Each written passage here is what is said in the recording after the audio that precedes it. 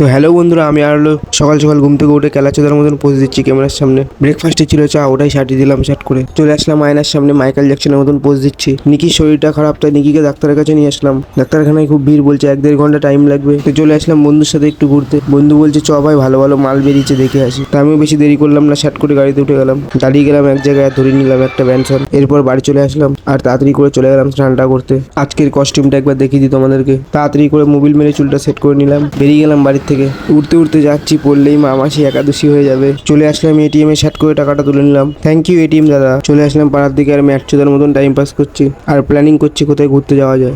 Planning করতে করতে মনে পড়লো চায়ের টাইম হয়ে গেছে, তাই বেশি দেরি না করে চলে আসলাম চায়ের দোকানে আর নিয়ে নিলাম 1 কাপ চা। ব্যানসন জ্বালিয়ে নিলাম, এটা জেনেও যে স্বাস্থ্যের পক্ষে ক্ষতিকারক। চলে আসলাম মাকে দেখতে, পাশেরই একটা প্যান্ডেল। বেশি দূরে যেতে ইচ্ছা করছে না, আজকের মতন প্যান্ডেল দেখা শেষ। চলে আসলাম পাড়ার দিকে, আবারও বেরিয়ে গেলাম চা খেতে। সারাদিনে 2বার ভাত খেলে 6বার চা খাই। নিয়ে নিলাম 1 কাপ চা। চা খাচ্ছি আর মালগুলোকে অ্যাঙ্গেল মারছি, যদি একটা পটে যায়। এরই মধ্যে মনে পড়লো বাড়ি যাওয়ার টাইম হয়ে গেছে, এবার বাড়ি যেতে হবে। তাই বেশি দেরি না করে আমিও বেরিয়ে গেলাম বাড়ি যাওয়ার জন্য। আবারও দাঁড়িয়ে গেলাম চায়ের দোকানে, শেষবারের মতন চা খেতে। বাঞ্চোত কত চা খাবি, অল্প বয়সে চুদে যাবি। তাই নিজেকে গালি দিয়ে আর লাভ নেই। ভিডিওটি আজকের মতন এখানেই শেষ করলাম। ভিডিওটি ভালো লেগে থাকলে একটি লাইক করে ফলো করে দিও।